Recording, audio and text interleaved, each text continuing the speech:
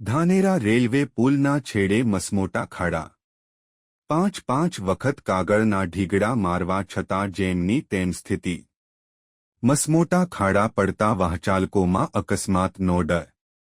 નિષ્ક્રિય નેતાગીરીના કારણે ન સર્વિસ રોડ બને છે કે ન ખાડા પુરાય છે. ખાડાથી વાહન ચાલકોને બચાવવા TRB જવાનો મેદાને. મસમોટા ખાડા મોટું નુકસાન કરાવે એવી લોકો અને વાહન ચાલકોમાં દહેશત. હાઇવે ઓથોરિટી નિદ્રામાં રહેતા સામાન્ય વરસાદમાં જ હાઇવે પર ખાડારાજ.